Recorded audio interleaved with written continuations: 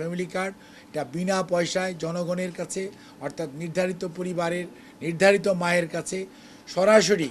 Bangladesh bank থেকে তার যে মোবাইল নাম্বারে উনি যেই ব্যাংক থেকে টাকা উত্তোলন করতে চায় অথবা যে নাম্বারে উনি ওনার টাকাটা ক্যাশ করতে চায় সেইভাবে উনি বিকাশে চায় অথবা অন্য কোনো মাধ্যমে টাকা চায় সেই অনুযায়ী টাকা ওনার কাছে পৌঁছে যাবে। কেউ পৌঁছে দেওয়ার কোনো প্রয়োজন নাই এবং সরকারি কর্মকর্তা এবং কর্মচারীরা প্রতি মাসে এবং ফ্যামিলি কার্ড যারা সুবিধাভোগী তারা তাদের টাকা পেয়েছে কিনা পাচ্ছে কিনা সঠিক মতো পাচ্ছেন কিনা এটা তদারকি করা হবে। কাজেই এই ব্যাপারে কোনো ধরনের আমি জনগণকে উদাত্তকণ্ঠে আহ্বান জানাতে চাই, আপনারা কারো দ্বারা প্রতারিত হওয়ার যে অপচেষ্টা শুরু হয়েছে দয়া করে এগুলোর মধ্যে ফাঁদে পা দেবেন না। বরঞ্চ যদি কেউ আপনাদের কাছে কোনো আর্থিক সুবিধা পেতে আপনাদের কাছে এরকম কোনো প্রস্তাব নিয়ে যায়, আমরা মনে করি যেটা আপনাদের নাগরিক দায়িত্ব যে আপনারা সংশ্লিষ্ট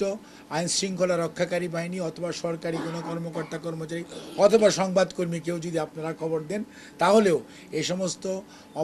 সরকারের একটি সুন্দর প্রচেষ্টাকে যারা কলঙ্কিত করতে চায় সেই সমস্ত মানুষকে আমরা আপনাদের সবাইকে সাথে নিয়ে আমরা প্রতিরোধ করতে চাই এবং এটিকে একটি